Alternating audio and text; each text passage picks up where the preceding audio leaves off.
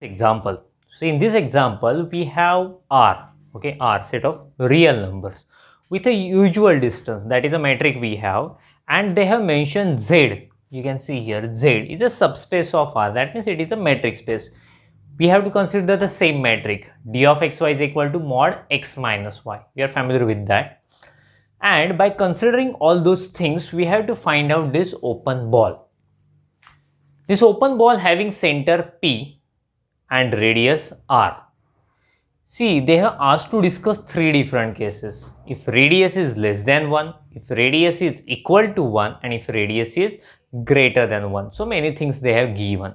No need to worry, we will go slowly, okay, and we will discuss each and everything. So let us start. I am going to consider that open ball. See, consider B, P, comma, R is equal to, you know the definition of open ball.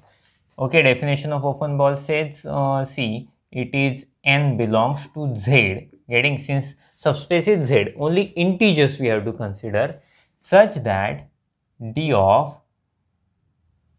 np less than r. Okay, by definition of open ball we can write this. So see, this is equal to n belongs to Z such that, okay, such that, see, you know that this is the usual metric, that means mod n minus p less than r. Do you know there is one standard result, mod a less than b if and only if minus b less than a less than b. So this result we can use here. So this is equal to, yeah, using that result, what can I write? N belongs to Z such that minus r less than n minus p less than r. Okay, I will remove it. I use it, the result. Okay, so let us add p on both sides. So that means n belongs to Z such that I am adding p in all sides. So p minus r less than n less than p plus r. Okay, so you know this interval p minus r and p plus r. So p minus r and p plus r. So if there is any integer is there, okay, so we have to consider that integer only. So the same thing we can write in this way also. So that means basically we want integer and it should lie between p minus r, p plus r. So this is our open ball, b in bracket p comma r. So this is open ball. It should be integer and it should lie between p minus r and p plus r. See, but we have to find this ball, but it depends on r. Our r is less than r is equal to r, r is equal to 1, r is less than 1, or r is greater than 1, right? So let us discuss those cases one by one. See, case number 1. Case 1, so that is 0 less than r less than 1. Our radius is r. Radius r is less than 1. So that means here b p comma r is equal to, here we have got Z intersection p minus r, p plus r. Okay, I will show you what is happening here. See, 0, 1, 2, you know that minus 1, all these are integers, correct? P is also integer, it will be here, p is also integer. Getting, what is the previous integer? The previous integer is obviously p minus 1. What is next integer? Next integer is p plus 1. Next integer is p plus 2. Okay, that thing is there. And p minus r. But see, r is less than 1. So that's why p minus r will be here. P minus r and p plus r. R is less than 1. So that's why p plus r will be here. Getting the point? So see, between p minus r and p plus r, how many integers are there? One only, that is p. Getting, so the integer, okay, it should be integer and it should lie between p minus r and p plus r. So only possibility is p. So that's why b in bracket p comma r, that open ball is nothing but singleton p we have got. Okay, so two more cases are there, r is equal to 1 and r is greater than 1. We'll go for it, but make a screenshot of it before that. Okay, please. Okay, so let us discuss second case. See what will happen if r is equal to 1. Let us discuss. So already we found out that BPR is equal to what we had got, Z intersection P minus R, P plus R. Okay, but see what is r here?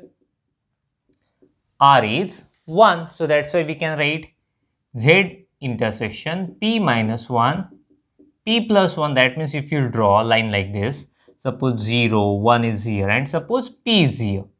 What is the previous integer? P minus 1. What is the next integer? P plus 1. Getting? So p minus 1, p plus 1, all integers we have to consider.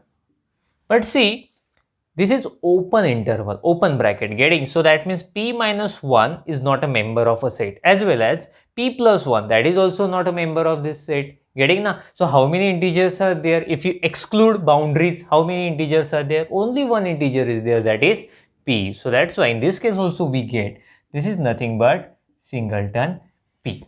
Okay, in this case also we get open ball is nothing but singleton p. So let us go for third case. Case number 3. What is it? R is greater than 1. Let us see what will happen if R is greater than 1. Again, I will start with B, PR is equal to Z intersection P minus R, P plus R. See what will happen in this case. What will happen? I will draw a line here. P is here, previous integer, P minus 1, next, P plus 1, next, P plus 2, next, P plus 3. Getting? And here we will have P minus 2, before that P minus 3, before that P minus 4, like that. Okay, so here R is greater than 1, that means we will have a large interval here. Suppose P minus R is here, P minus R, and suppose P plus R is here, P plus R. Okay, so see, you can say here P minus 3. So how many integers are there? P minus 3, P minus 2, P minus 1, P plus 1, P plus 2 and P plus 3. Okay, we cannot go for P plus 4 since it is outside the interval. You are getting my point? But see, I have drawn interval. Okay, I have drawn that interval there. So that's why we could find. But see, if we don't know the R, if you don't know the value of R, how to find? So in that case, what will I do? This is nothing but some integers will be there. So I will start with integer value of P minus R plus 1. So maybe you are thinking, what is integer value? Integer value, that means see, this one, 2.3. What is the integer value? 2.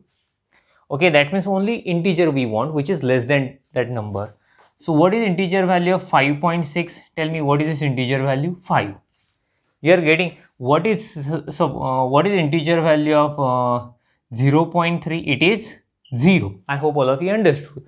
Okay, so that means 2.3. If you draw the line 2, 3, 2.3 is here. Getting? So if its integer value is 2, that means number which we get less than that number. Okay. So here also P minus R is here, P minus R. So if you take its integer value, we will have P minus 4.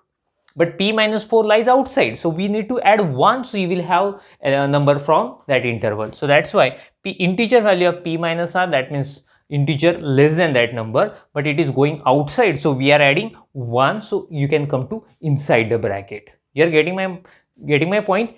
Okay, so after this point, you can continue. No need to worry.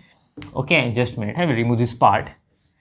After this point, you can continue. That means P minus R plus 1. After that, P minus R plus 2, P minus R plus 3, P minus R plus 4. Okay, but the question is where we have to stop. So where we have to stop, simply integer value of P plus R. Okay, what is integer value of P plus R? When we take an integer value, we get a number less than that, integer less than that number. So what is the integer less than that number? P plus 3. Yes, this is our last number. Getting? So that at that point we have to stop. So that's why the set is like this. I hope all of you understood. Okay, you can make a screenshot of it, and after that we will stop. Thank you. Bye bye.